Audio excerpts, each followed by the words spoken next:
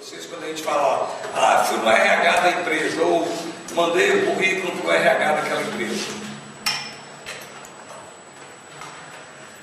O que essa turma do tal do RH faz dentro da empresa?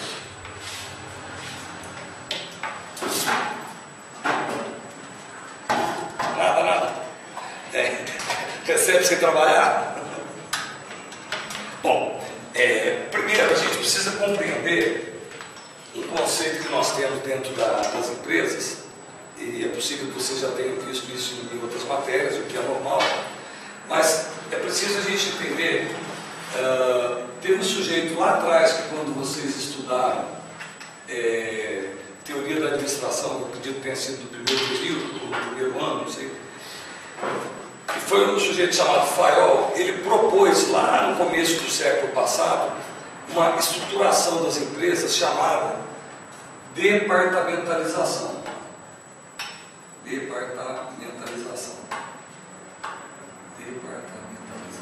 E olha só que interessante, isso já está aí com mais de 100 anos e nós ainda usamos um modelo de quase um século que foi proposto, que foi idealizado.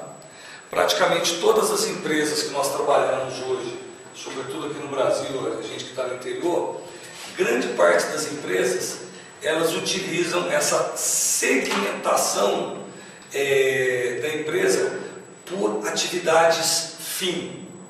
O que significa isso? Que na grande maioria das empresas, nós vamos ter lá um departamento financeiro,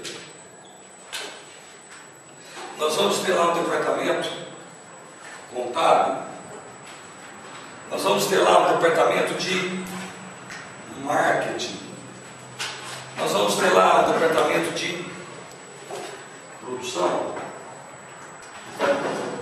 nós vamos ter lá, e é importante ressaltar isso, porque não, um departamento de tecnologia da informação. Ou seja, cada uma dessas áreas, cada uma desses departamentos acaba desenvolvendo atividades que são afins e, o mais interessante, congregam dentro das suas respectivas áreas pessoas que têm afinidade com aquela área. Por exemplo, eu não consigo imaginar vocês que estão fazendo TI aqui indo trabalhar numa empresa de repente na área de marketing ou na área de RH. Não é o mais provável. Por que não é o mais provável? Porque vocês estão fazendo uma formação na área de TI. O normal, o natural, o caminho mais provável é que vocês acabem indo para a área de TI de uma empresa. Cristiano, quer dizer então que eu não posso atuar nessas áreas? Até pode. Algumas empresas não só permitem, como incentivam que você faça o quê? Uma permuta de áreas. Numa empresa que eu trabalhei, o meu diretor de RH, ele era engenheiro mecânico. Aí o cara foi lá, fez uma pós-graduação em recursos humanos e foi ser diretor da área de RH. É legal isso, de repente até porque você acaba tendo uma visão mais ampla, uma visão mais genérica das coisas. Um grande risco que a gente às vezes corre é a gente escolher determinada área e começar a fazer o que a gente chama de verticalização do conhecimento.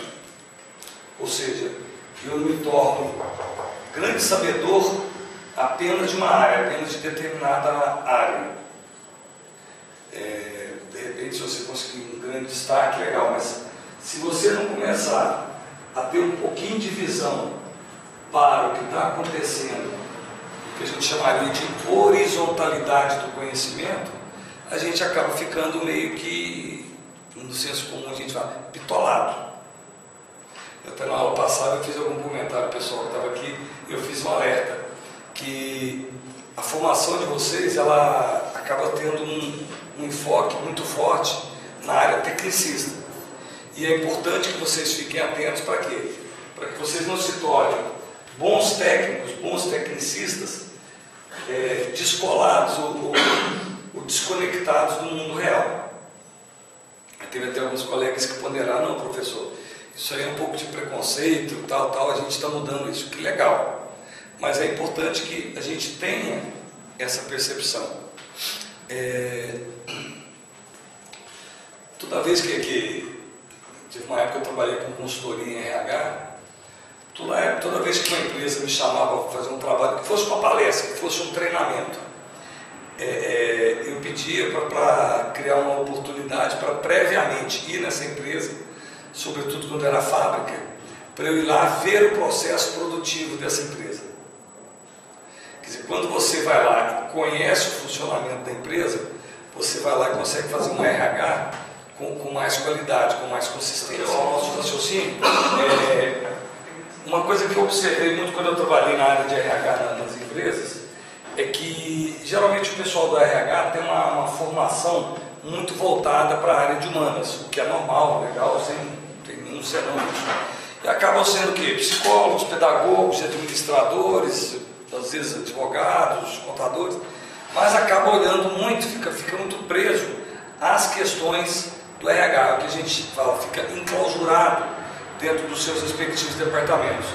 E não vai lá na linha de produção ver exatamente o que a empresa está demandando, quais são as dificuldades, qual é a realidade da empresa.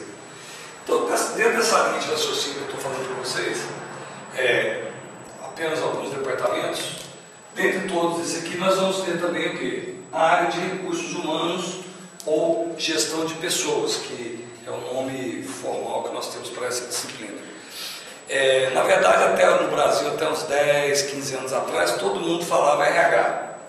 Aí começou-se a fazer uma crítica, poxa, RH, pessoas são recursos, recursos está comparando pessoas com matéria-prima, tal, aí começou-se um processo de mudança de nome, começou a chamar gestão de pessoas, gestão de talentos, talentos humanos, enfim, temos aí várias nomenclaturas para o mesmo objeto, mas na prática acaba sendo o bom e velho, a boa e velha área de RH.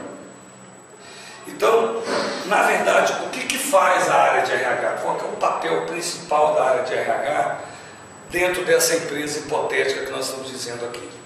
A área de RH, ela, vamos dizer assim, ela tem pouca ou quase nenhuma interface com o mercado externo, com a área externa da empresa. Na verdade, quem é o cliente da área de RH? É quem está dentro da empresa, os demais departamentos da empresa. Nesse aspecto tem uma certa até afinidade com a área de TI. Geralmente a área de TI, o que é? Ela é prestadora de serviço, ela tem uma clientela que são os demais departamentos da empresa. Então, se por um lado a área de TI ela provém, vamos dizer assim, suporte na parte física da TI, suporte na área vamos chamar de software ou de sistemas da área de TI e suporte na área de comunicação da empresa, a área de RH ela dá o suporte para as demais áreas no aspecto de prover, capacitar e manter a força de trabalho. O que é prover, capacitar e manter a força de trabalho? O que é prover?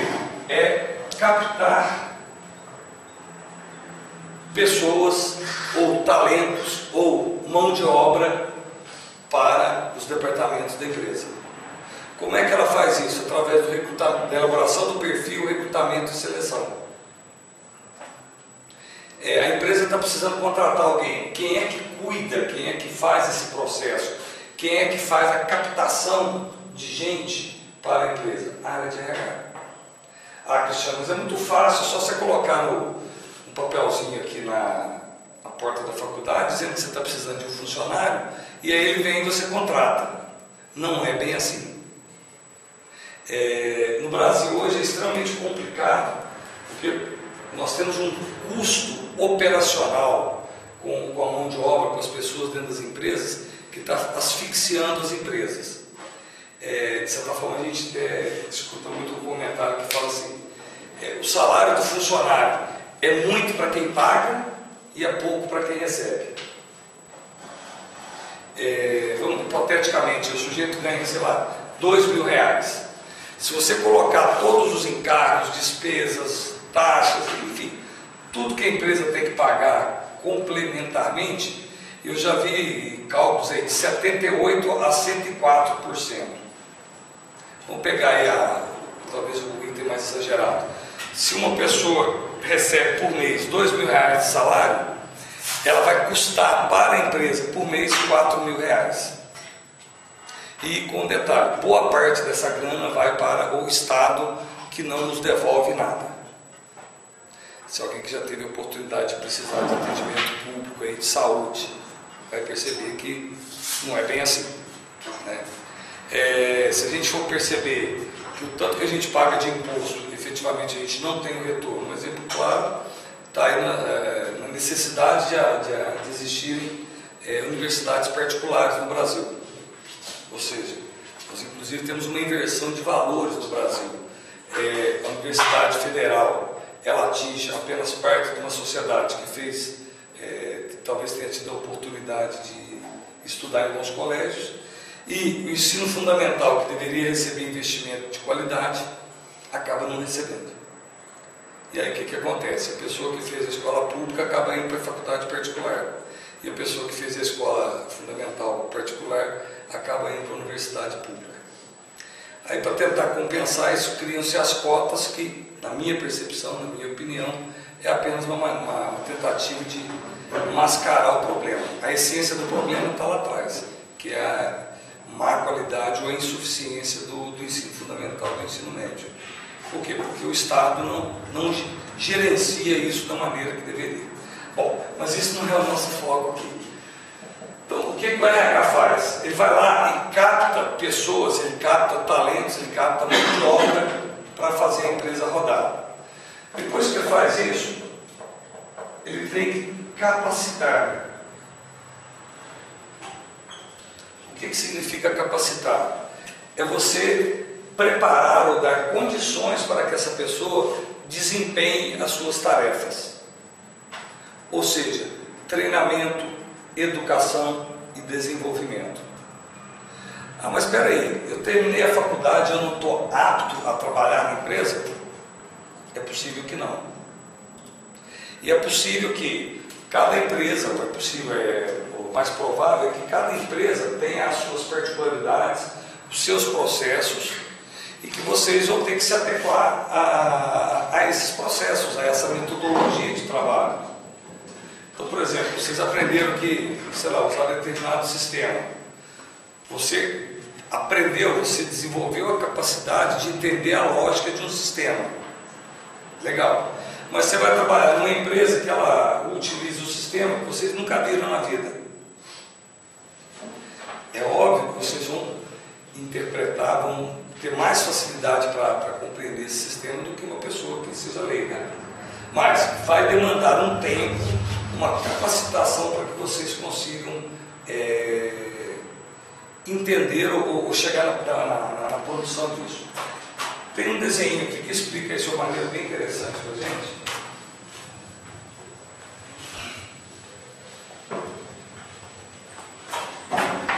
Que funciona assim. A empresa vai e elabora um perfil para determinada vaga. Por exemplo, para eu ser analista de TI, o que eu preciso ter em termos de formação? O que eu preciso ter em termos de experiência? O que eu preciso ter em termos de idioma? Você estabelece esse perfil. Aí você vem aqui e tem um candidato que tem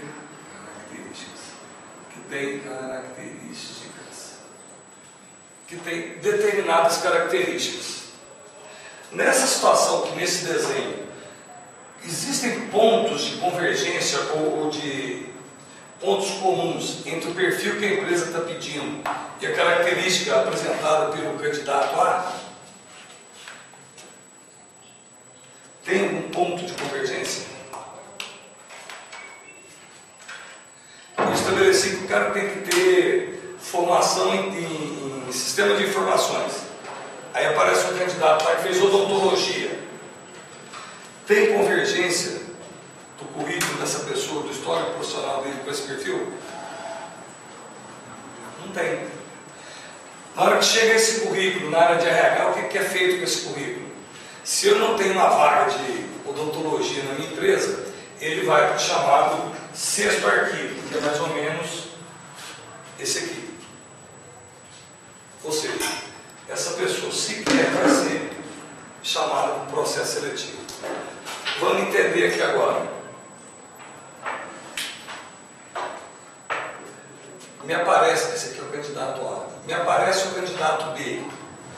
O candidato B, ele não fez graduação na área de TI, mas ele tem uma experiência legal, ele fez uma pós-graduação na área de TI, ele já trabalhou na área de TI, ele é autodidata, mas ele nunca trabalhou com o sistema da empresa, ele nunca trabalhou especificamente na área de TI de uma empresa.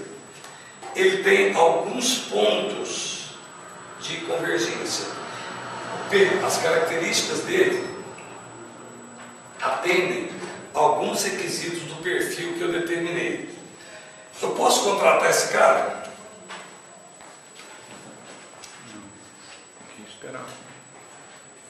Será que tem mais gente no mercado?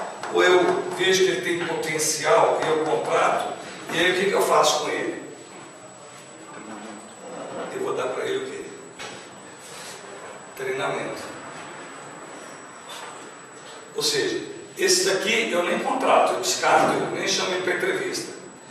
Esses daqui, se eu perceber que ele tem um potencial, mas falta para ele um pouco de competência em alguns aspectos, eu contrato esse sujeito e vou fazer o quê? Vou aplicar nele treinamento. Olha aqui. Treinamento em quê? Eu vou aplicar treinamento para o que ele precisa para desempenhar as funções para aquele cargo para o qual ele está sendo contratado. Legal. Vamos pegar o nosso candidato hipotético, candidato C.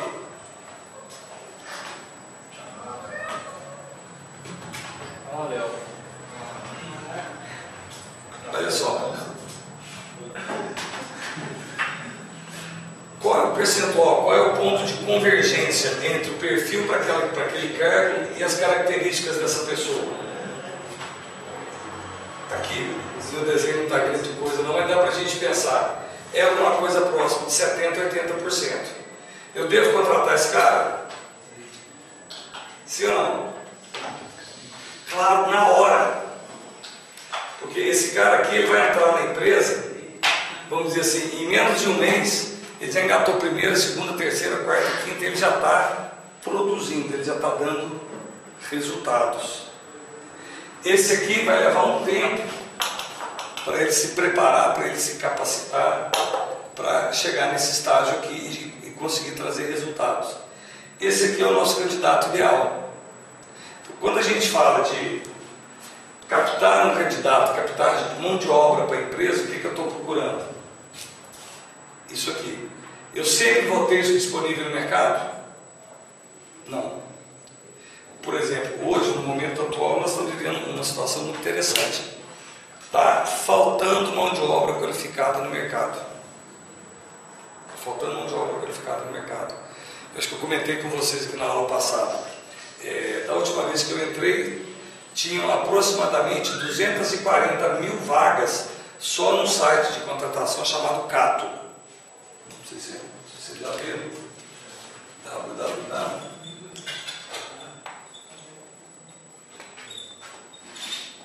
Só fiquem atentos porque às vezes tem que pagar. Se você cadastra seu nome lá, se você deixou seu cartão de crédito, dali a pouco começa a chegar a fatura. Então, eles dão 7 dias para você utilizar de graça. Então, notem vocês, tem lá na Cato hoje disponíveis no Brasil e no exterior 240 mil vagas. E essas vagas estão só aumentando. E olha só, o país não está crescendo. O que significa isso? Que nós estamos demandando mão de obra qualificada. Tem umas vagas lá interessantes, não sei se vocês poderiam achar legal para vocês. Por exemplo, vendedor no Afeganistão, entregador de pizza na faixa de Gaza, área de TI na fronteira de Israel com o Egito. Então, essas vagas não sei se são tão interessantes assim. mas tem umas coisas malucas por lá. Então, o que eu estou dizendo para vocês? Que o mercado está querendo esse tipo de gente aqui, gente com esse perfil. E, finalmente, o que cabe ao RH? Fazer, manter essa mão de obra. Espera aí, Cristiano, manter? Como assim? Até algum tempo atrás, de certa forma, as empresas podiam esnobar o candidato. Não sei se a gente vai chegar nesse grau de detalhamento aqui, mas quando eu trabalho isso com o pessoal que efetivamente vai atuar na operacionalização do RH, eu discuto muito com eles a situação de tratar os candidatos com respeito. Eu já presenciei situações de empresas que marcam uma entrevista com o candidato 11 horas da manhã. Ele chega lá, não deu tempo de almoçar. Aí o cara que vai fazer a entrevista vai almoçar e transfere a entrevista para 1 da tarde. E dependendo da empresa, não tem um sofazinho, não tem uma água, não tem nada. O cara fica lá na rua, debaixo do sol, esperando que a qualquer momento ele pode ser chamado. Aí ele fica com medo de ir no boteco da esquina comprar um pastel, porque se na hora que ele estiver comprando um pastel chamar, ele perde a oportunidade. Então, ficou muito comum, durante décadas no nosso país, as empresas meio que tripudiaram em cima das pessoas porque elas tinham o poder da contratação. E hoje está um pouco inverso no momento que nós estamos vivendo hoje no país. E acredito que isso é uma tendência daqui para frente. As pessoas estão tendo a possibilidade de escolher. Ah, não, essa vaga aí, peraí, esse horário não é flexível, o salário não é tão legal, não tem a ver com o que eu gosto de fazer. Vou te agradecer, mas eu não quero não. Não vou nem entrar no mérito disso, mas alguns economistas estão até dizendo que parte da inflação que o país está vivendo tem a ver com isso. Ou seja, como está faltando mão de obra, as empresas estão tendo que cada vez oferecer salários melhores para contratar gente, ou oferecer salários melhores, benefícios maiores para manter os funcionários que tem. Isso há 10 anos atrás isso era impensável. Não vou dizer que isso é coisa do governo, não é coisa do governo, não. Isso é um cenário do mercado de trabalho atual. Então, a terceira e talvez mais importante função do RH dentro da empresa, qual que é? Eu consegui captar uma pessoa competente, com várias competências técnicas e humanas, que é uma coisa que a gente vai ver daqui para frente ainda. Eu fui lá, capacitei essa pessoa. Eu tenho que criar condições para que essa pessoa não vá embora. Olha que maluco que eu estou dizendo para vocês. Eu tenho que evitar que o meu funcionário seja assediado pelo concorrente e leve esse cara embora. Por quê? Porque você fazer o processo de captação e de capacitação do funcionário custa caro. Hoje isso está sendo uma mudança muito interessante no nosso país em relação à mão de obra. Eu estava vendo no jornal agora há pouco. No mês de junho, parece que foi o pior mês de produção e venda de automóveis desde 2006 ou 2007. O que significa isso? As montadoras estão vendendo muito menos do que elas estão produzindo. Moral da história, as montadoras estão com um estoque enorme nos seus pátios. Elas vão até onde tem um determinado pulmão. Chegou num determinado momento, que todas as empresas, quando não estão vendendo bem, fazem? Começam a demitir, começam a mandar embora. E, para a sorte do atual governo, né, não estou falando de política aqui, uma coisa que faz muita diferença no processo eleitoral é a inflação e desemprego. Para a sorte do atual governo, as empresas estão segurando ao máximo as demissões. Por quê? Porque custa caro depois ela contratar de novo, treinar de novo e manter esses funcionários. Em outra época, possivelmente, a gente estaria com milhares e milhões de pessoas sendo demitidas. Então as empresas talvez segurem até o final do ano, até ver o resultado da eleição, até terem um prognóstico melhor da economia para o próximo ano. Mas nas pontas, as fornecedoras de autopeças já estão demitindo. Por quê? As montadoras não estão vendendo carro. E a fornecedora de autopeças talvez não tenha fôlego suficiente para ficar pagando gente sem produzir, sem trabalhar. Então, pessoal, de uma maneira muito objetiva, muito simples, o que faz o RH dentro de uma empresa? Ele faz a captação, a capacitação e a manutenção desse pessoal aqui. Só fazer um detalhezinho aqui para vocês compreenderem. Muita gente confunde a área de recursos humanos com o departamento de pessoal. O que é o tal do departamento de pessoal? O que é o DP? Quando você contrata uma pessoa, você tem que tomar uma série de providências legais para você manter esse funcionário atendendo à lei. O que é a lei? Nós temos uma lei chamada CLT. Todos ouviram falar? Consolidação das Leis do Trabalho. Toda vez que você não cumpre a CLT, você está expondo a sua empresa a riscos de multa e a riscos de algum tipo de punição numa eventual fiscalização. Então, quem é que cuida para que o funcionário tenha todos os requisitos da CLT atendidos? A área de departamento de pessoal, que é uma área que é potencialmente cliente de vocês. Na área de RH você faz o quê? O cadastro do funcionário, na área de DP. Você depois tem uma série de procedimentos para atender a legislação fiscal, trabalhista e previdenciária. Tem que mandar um punhado de relatório para o INSS, um punhado de relatório para o Ministério do Trabalho. O sujeito sai de férias, você tem que fazer relatórios. O cara sai de licença, você tem que preencher formulários. E todos esses formulários hoje são eletrônicos. Então, dentro da empresa, uma área que tem um potencial muito grande de consumir produtos da área de TI é justamente a área de RH. Nós vamos tirar um dia aí para a gente, ou nós vamos no laboratório, a gente faz aqui, dependendo do acesso, da qualidade do acesso de Wi-Fi, a gente vai fazer aqui uma aula que a gente vai entrar numa empresa e ver todos os processos da área de RH que são suportados pela área de TI. Bom, então pessoal, a área de DP, ela cuida praticamente da parte burocrática de atendimento à lei dos funcionários. Na empresa sua, vocês têm um sistema disso, não tem? Como é que chama? Você da diretriz, né?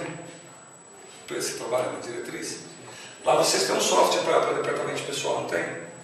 Tem, só que não é nosso. Ah. Ele é sênior. Da sênior. Mas ele faz toda a área de DP. Faz. Ok, agora, a área de DP é a área mais complicada porque quem programa tem que estar o tempo todo antenado na mudança da legislação. Então, por exemplo, você recolhe lá X% de INSS, sai uma publicação no Diário Oficial alterando de 8% para 9% INSS. Você tem que ir lá nas matrizes, não sei como é que vocês chamam isso, nas matrizes do sistema e alterar. Então, quando vocês vão, por exemplo, da área tributária, da área previdenciária, toda vez que vocês vão ter um software que atenda, que esteja atrelado à legislação, vocês precisam ter um bom suporte de contabilidade ou da área de direito, porque é para poderem atualizar isso. Senão você está lá, por exemplo, hipoteticamente, você tem um software que está recolhendo 8% de INSS para os funcionários há 2 anos, aí você vai descobrir, mudou a legislação e é 9%. Ou seja, essa não atualização desse software colocou a empresa numa situação de risco. Bom, então pessoal, aqui foi um breve relato para vocês entenderem o que faz a área de RH. Ao longo do período a gente vai estar transitando nisso, eu vou estar repassando alguns conceitos e bastante prática para vocês. Então, por exemplo, quando nós entrarmos aqui na área de captação de de mão de obra, de pessoas. Caso vocês tenham mais interesse ou não, eu pretendo estar fazendo com vocês aqui bastante dinâmica, simular entrevista, simular teste, para que vocês possam, tanto de um lado quanto do outro do balcão, estarem preparados para lidarem com processos seletivos. Que nós estávamos falando de leitura corporal, de você fazer uma análise do comportamento das pessoas. Ok? Gente, dúvida? Era mais ou menos isso que vocês imaginavam? Agora, o que é o mais importante para a gente considerar aqui?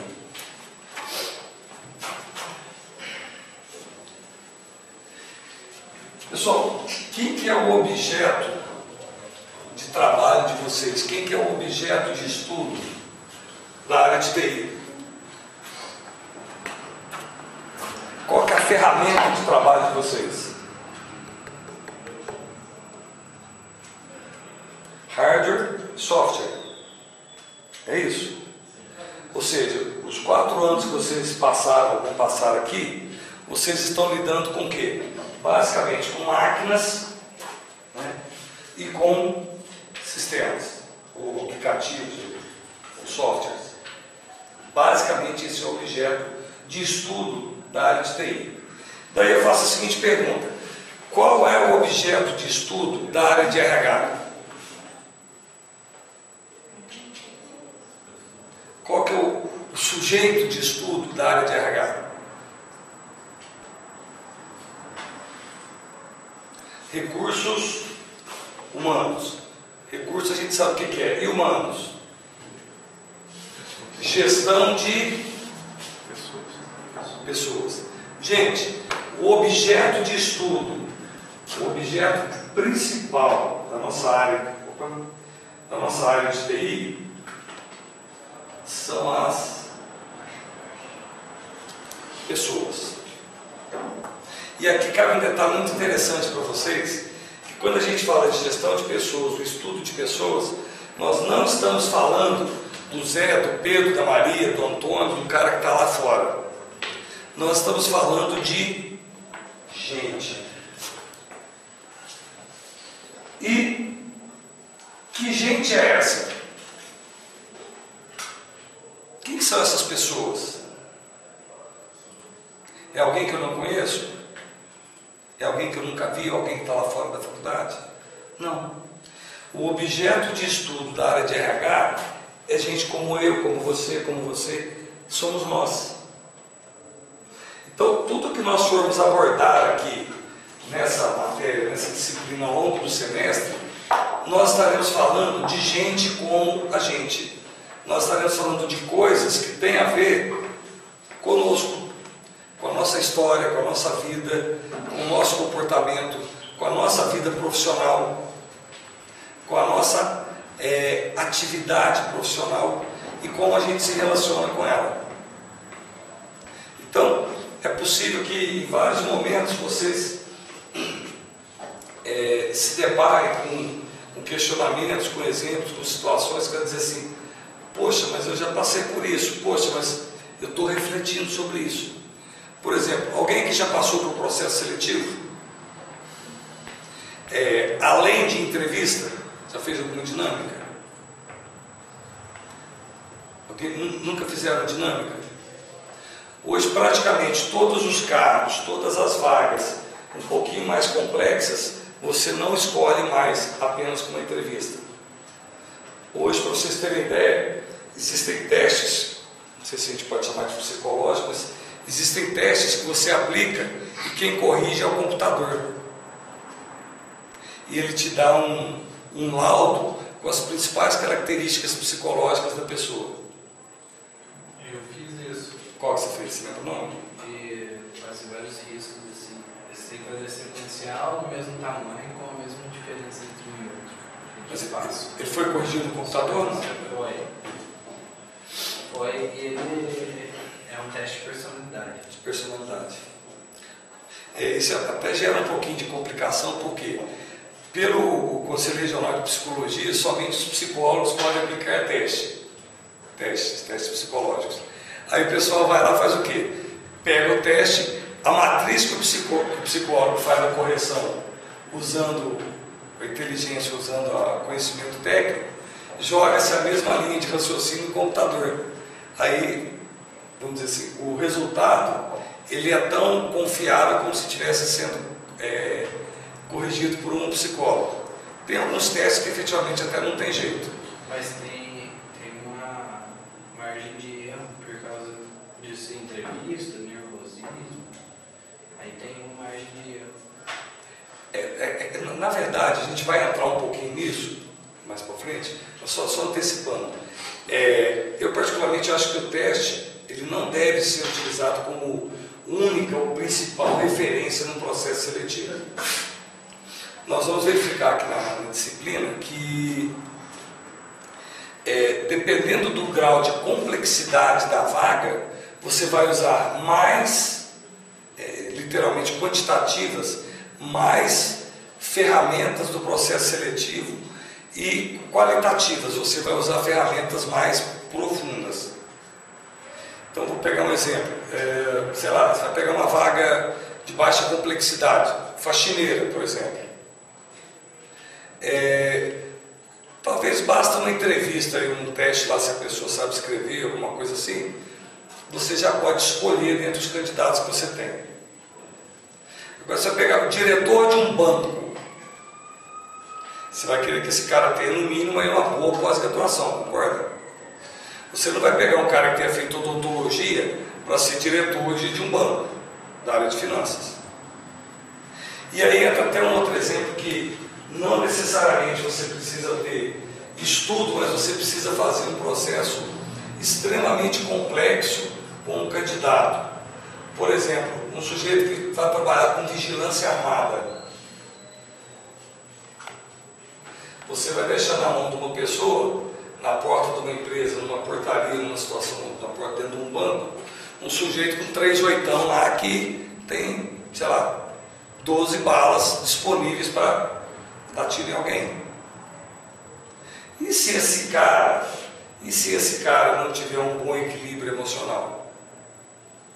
E se esse cara tiver uma agressividade potencial? Você vai contratar esse cara? Aí ele vai lá num momento de tensão, de estresse elevado, em que efetivamente ele tem que manter a calma, ele vai lá e saca dentro do banco. Olha o estrago que vira. Então, note que... desculpa, qual é o seu nome? Renan.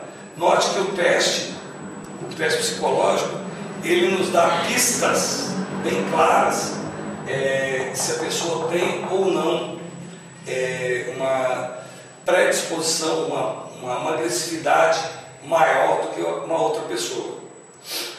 Tem agressividade, deu no teste que eu vou descartar. Não, peraí.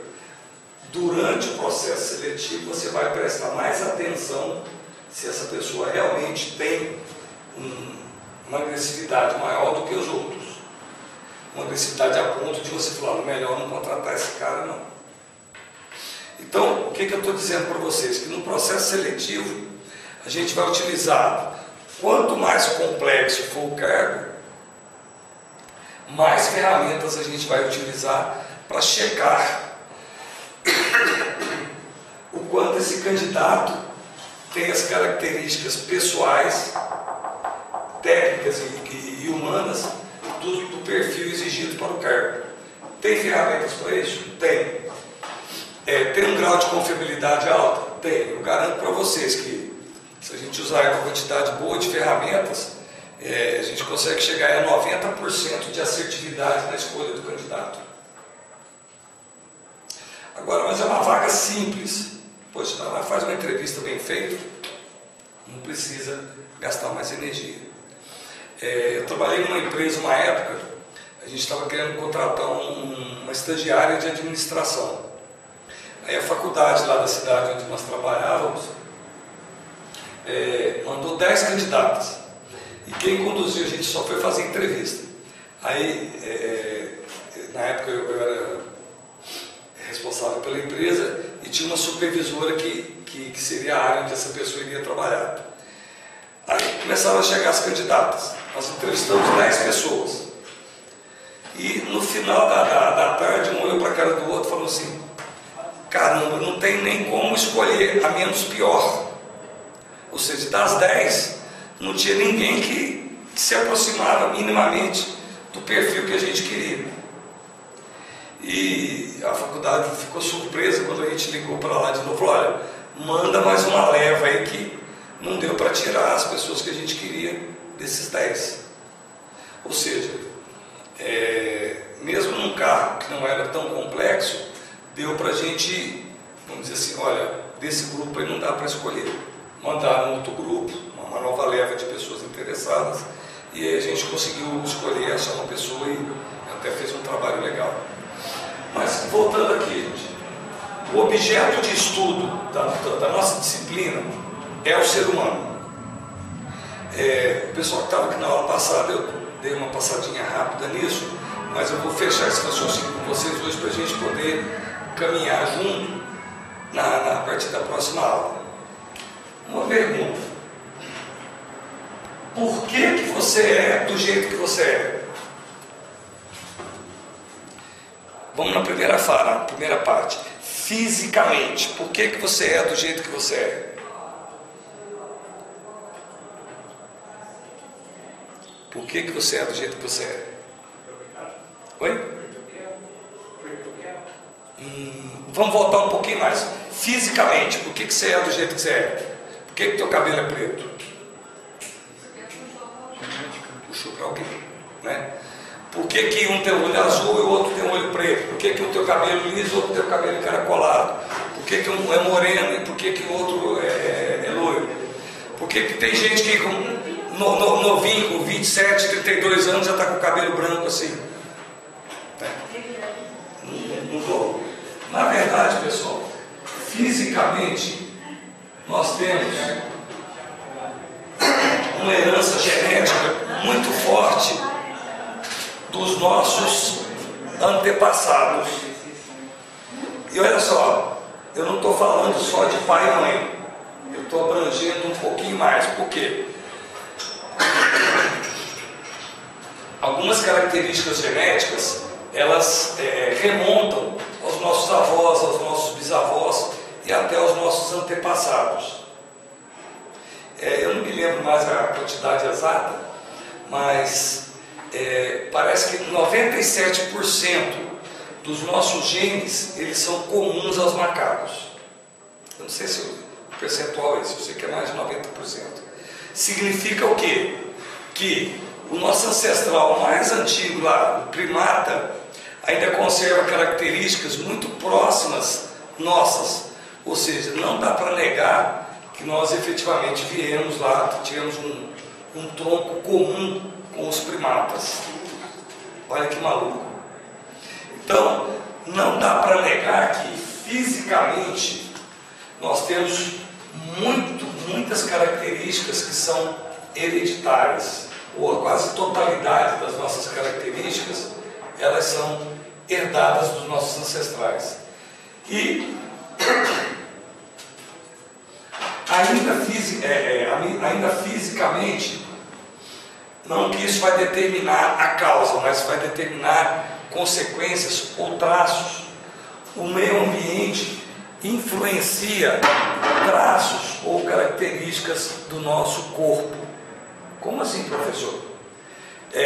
Vamos lá, você foi criado numa praia no Nordeste, de boa, de sunguinha, curtindo a vida lá. Naturalmente você ficou mais exposto ao sol, você, vamos dizer assim, acabou tendo um estilo de vida mais solto, você acabou se exercitando mais, e isso vai influenciar o desenvolvimento do seu corpo? Vai. O tipo de alimentação que você teve lá na praia no Nordeste. Aí você pega um sujeito que nasceu em São Paulo, é o típico urbanoide, né? Aquele cara que é pasteurizado, que nasceu dentro do apartamento. Eu tive um amigo que a mulher dele tinha pânico do filho dele ficar doente. E aí ele chegou a fazer a calefação das vidraças do apartamento deles para não entrar micróbio e bactérias para o menino não ficar doente. Aí para refrigerar a casa, para ventilar a casa, ele pôs ar-condicionado. Não sei qual que é a lógica dele. Mas o que eu estou dizendo a vocês? Que mesmo fisicamente, eu ter sido criado lá no Nordeste, numa praia, eu ter sido criado num apartamento lá, apertadinho de São Paulo, isso vai afetar vamos dizer assim, vai contribuir para a minha compleição física? Vai. A própria alimentação vai determinar isso. Você pega uma criança que tenha sido subnutrida, que ela tenha tido pouca alimentação, o que vai acontecer com essa criança? Ela tende a ser mais vulnerável, tende a ser mais fragilizada. Diferente de, por exemplo, uma criança que cresceu, andou de bicicleta, teve uma atividade física muito intensa. Então, olha o que eu estou dizendo para vocês. Fisicamente, nós temos uma predominância da nossa carga genética que fez com que nós tenhamos a aparência que nós temos. E depois o meio ambiente. Vamos supor, sei lá, você faz parte de uma família de gente que gosta de comida, de festa, de mesa. A tendência sua é acabar engordando um pouquinho mais. Você é criado numa família que de repente, vamos dizer, comida come porque tem que comer, não é um valor para essa família. A quantidade de comida que você vai ingerir vai acabar afetando a sua, vamos dizer assim, o seu aspecto corporal. Aí tem gente que fala assim, diabetes é hereditário. Diabetes é hereditário, sobretudo se você comer igual o seu pai e a sua mãe comiam. Vai ser hereditário. Seu pai e sua mãe comiam pra caramba, desenvolveram diabetes. Você tem uma predisposição genética para diabetes e come pra caramba coisas que afetam o equilíbrio do seu corpo. Não consigo precisar para vocês se o que determinou diabetes foi genética ou foi aprofundado pelo meio ambiente. Bom, sobre o aspecto físico, acho que a gente não precisa estar discutindo muito, está bem claro. Agora, vamos analisar essa situação sob a ótica do ser humano, do psicológico. Aí eu faço a pergunta de novo. Por que você é do jeito que você é psicologicamente? Por que você tem a personalidade que você tem? Por que você é assim?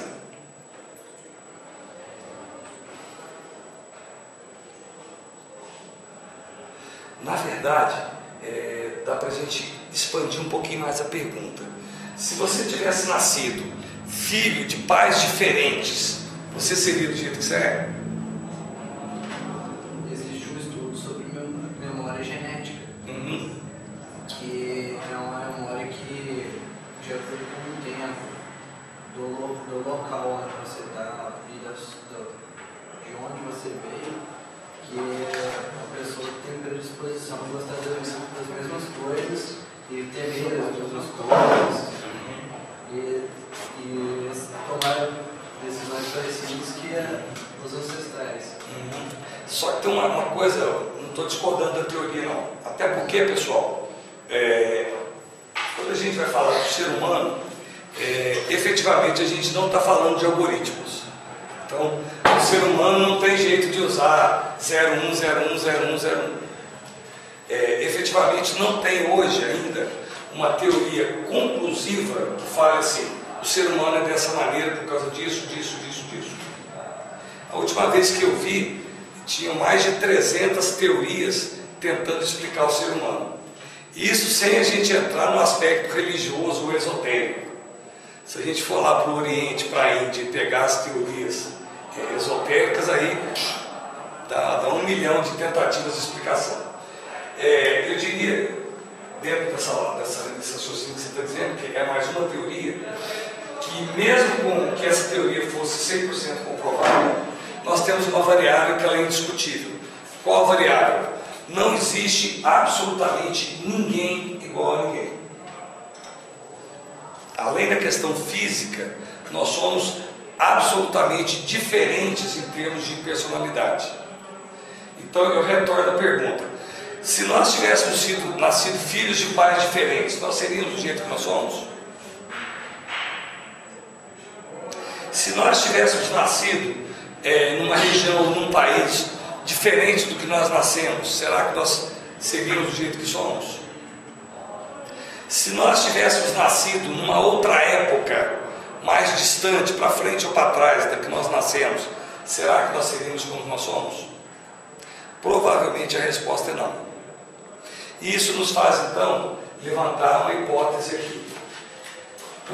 Sobre o aspecto físico, a gente já entendeu que existe uma predominância genética, mas existe alguma influenciação sobre o nosso desenvolvimento corporal. Quando a gente entra na seara da psicologia, no psicológico, ou na personalidade,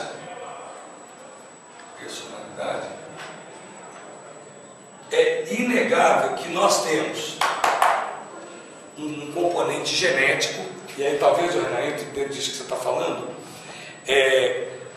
algumas características da nossa personalidade, do nosso jeito, do nosso jeitão, elas são herdadas dos nossos pais, são herdadas dos nossos avós, dos nossos bisavós, ou seja, está no nosso DNA. Já existem estudos que conseguem até delimitar que características são mais propensas a serem repassadas pela genética ou não. Algum tempo atrás, eu até perdi essa revista, na Veja, eles apresentaram um estudo científico, não sei se foi da Nature, que os caras tentavam caracterizar quais pontos tinham mais probabilidade de serem transmitidos geneticamente. Inteligência, habilidade emocional, sei lá, agressividade, capacidade de sei lá, raciocínio lógico. Então, o que eu posso dizer para vocês? Efetivamente, nós trazemos dentro de nós uma carga genética que nós herdamos dos nossos ancestrais, não só dos nossos pais, que determinam de uma maneira muito intensa a nossa personalidade ou o nosso jeito de ser. Trocando em miúdos, trazendo isso para uma linguagem mais simples, nós temos aí grande probabilidade de nos parecermos com os nossos pais em termos de personalidade. Mas isso é infalível? Não. Tanto que nós temos estudos aí que apontam o seguinte: gêmeos univitelinos, ou seja, gêmeos que foram gerados no mesmo óvulo, num único óvulo, né? São criados separadamente, e aí tem pesquisas que apontam pontos comuns, pesquisas que apontam que eles são muito diferentes, ou seja, não se tem um dado conclusivo sobre isso. O que nós temos de concreto? Nós temos predisposições da nossa personalidade que são herdadas dos nossos pais ou dos nossos antepassados, e aí você tem que considerar um outro detalhe quando você fala de uma comunidade. Hoje você vem para Varginha, você geralmente conhece uma menina de Paraguaçu que conhece alguém lá de Campo Belo, ou seja, a sociedade hoje ela tem muita migração. Antigamente essa migração ela não era tão intensa. Então nós tínhamos o que? Os chamados casamentos consanguíneos. Eram muitos primos, muitos parentes casando com parentes. E para além disso existia em algumas sociedades a própria questão da preservação de bens, ou de não se misturar a classe social. Então essas características muitas vezes elas se tornavam comuns a parentes. Tanto que é muito comum a gente ainda ouvir, e isso é até um pouco pejorativo, mas vocês já devem ter ouvido a seguinte expressão: o que é de raça, caça. Fulano é daquela família, aqui no interior, nas cidades pequenas, que todo mundo conhece todo mundo. Fulano é daquela família. Ui, ó, aquela família não presta, ninguém naquela família presta. Ou, ó, fulano é daquela família, raça de povo inteligente. Os nossos pais falavam muito isso, porque eles tinham uma percepção muito forte do perfil psicológico das famílias. Então isso era até complicado, porque se você fazia parte de uma família que não tinha um histórico muito bom, você até pagava um certo preconceito em relação a isso. E a recíproca era verdadeira. Se você fazia parte de uma família que tinha pedigree, de certa forma você já tinha uma pré-apresentação legal. Bom, então gente, o que eu estou dizendo para vocês? Geneticamente, nós todos nós trazemos, herdamos características ou predisposições dos nossos antepassados. Agora, nós temos na outra ponta uma proposição, uma perspectiva que diz o seguinte: o meio ambiente influencia significativamente a nossa personalidade. Vamos lá, você é uma criança que, sei lá, foi espancada pelos pais, isso vai afetar a sua vida? Vai. Nós temos aí, a mídia fala muito aí de crianças que foram molestadas, isso vai afetar a história de vida dessas pessoas? Vai. Você tem crianças ou adolescentes ou nós que tivemos uma família super legal, uma família amável, carinhosa, que cuidava, que protegia, super legal. Isso vai afetar o nosso desenvolvimento? Vai. Ou o inverso, você teve uma família que foi assim, extremamente fria, um pai ausente, uma mãe alcoólatra, sei lá, estou dando exemplos exagerados. Vai afetar a nossa personalidade? Vai. Agora, o que é importante a gente conceber aqui, a gente entender aqui, pessoal? Não tentemos entender isso sob uma ótica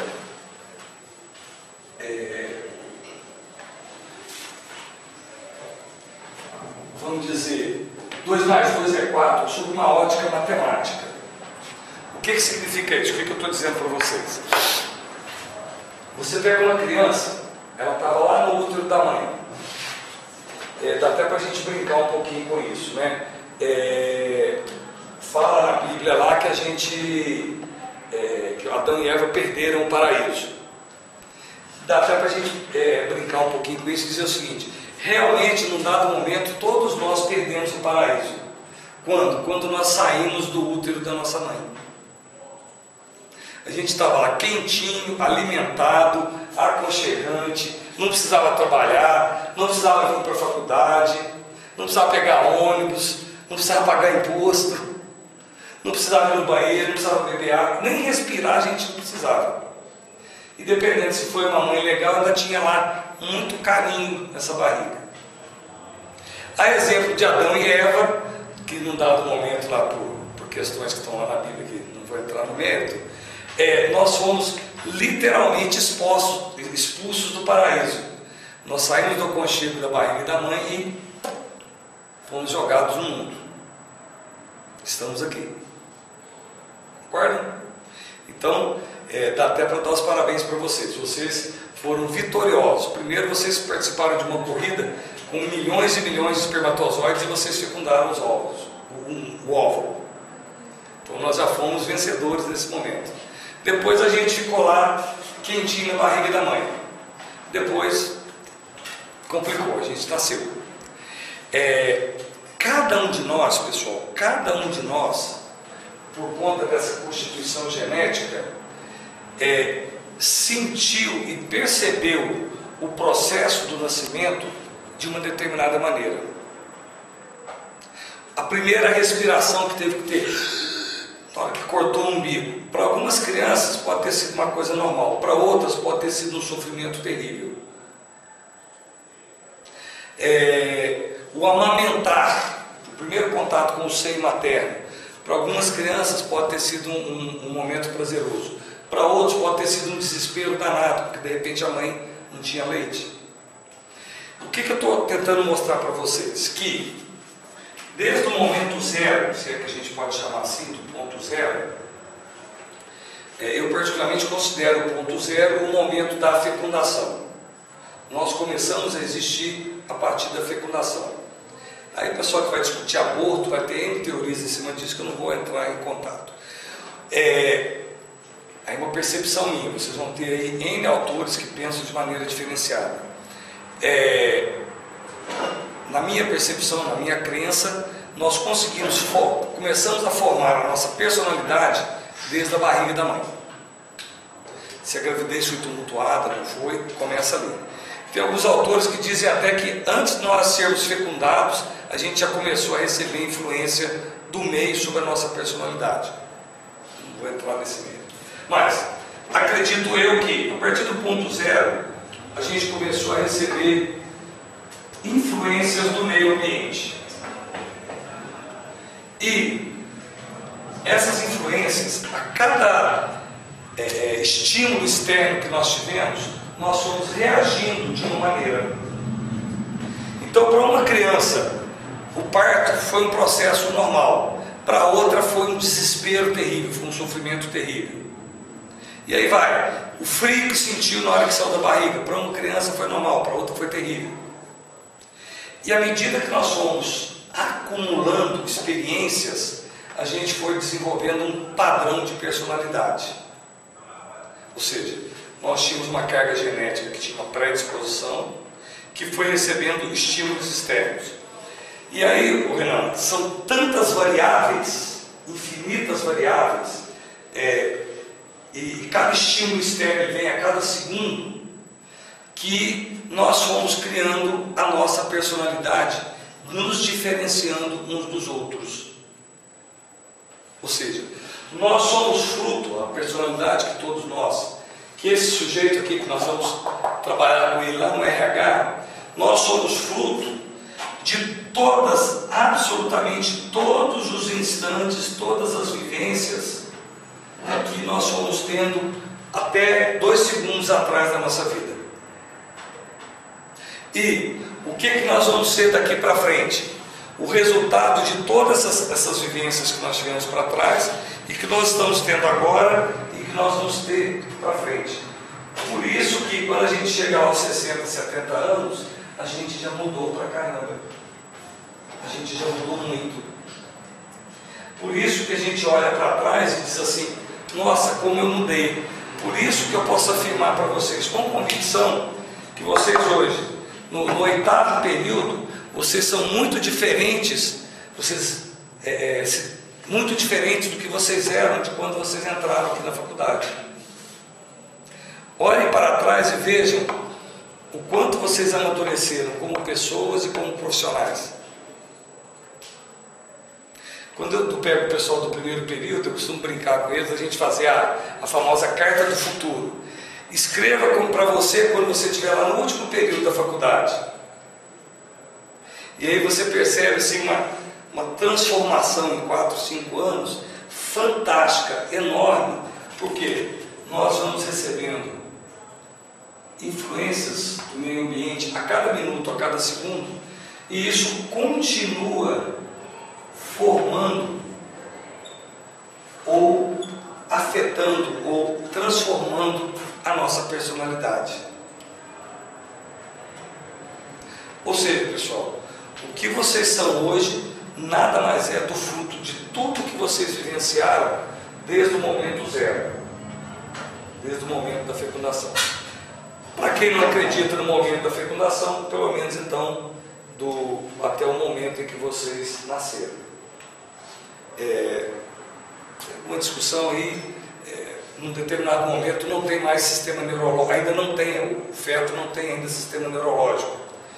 Eu assisti uma palestra uma vez do neurologista, ele dizendo o seguinte, que algumas dessas memórias, elas são tão básicas, tão profundas, que essas lembranças elas ficam guardadas nas vísceras.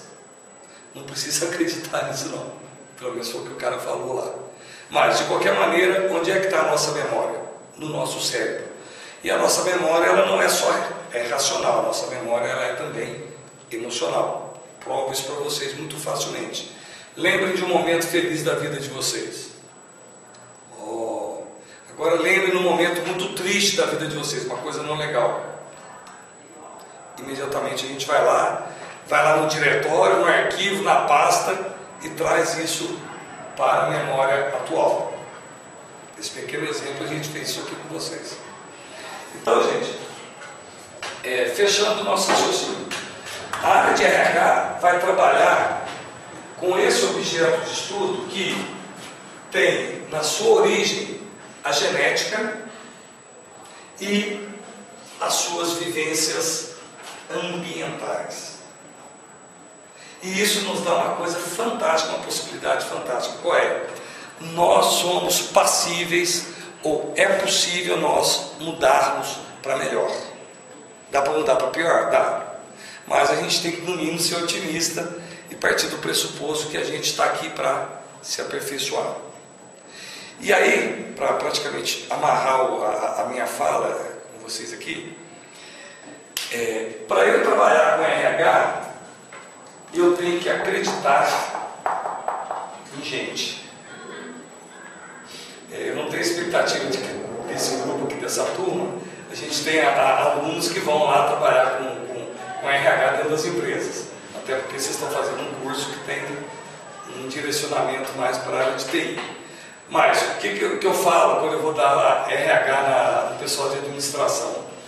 Para trabalhar com RH, a gente tem que gostar de gente. Assim como vocês, para trabalhar com TI, tem que ter um mínimo de afinidade com esse danadinho aqui. Se eu detesto o computador, não tem jeito de eu imaginar que eu vou trabalhar com TI. Não dá. Não faz sentido. Né? Então, eu sei que talvez eu esteja falando uma linguagem que para vocês ela possa não ser tão cotidiana, mas o que eu estou sinalizando? Que, da mesma forma que vocês têm que ter afinidade com o computador para trabalhar com TI, para a gente trabalhar com RH, a gente tem que gostar de gente. A gente tem que gostar de acreditar no potencial do ser humano. A gente estava vendo umas ferramentas para frente aqui, mas eu tenho que acreditar que eu vou contratar um funcionário que tem uma quantidade infinita lá de limitações e dificuldades, mas se eu treinar, se eu incentivar, se eu motivar, se eu estimular, esse cara ele pode crescer. Sério.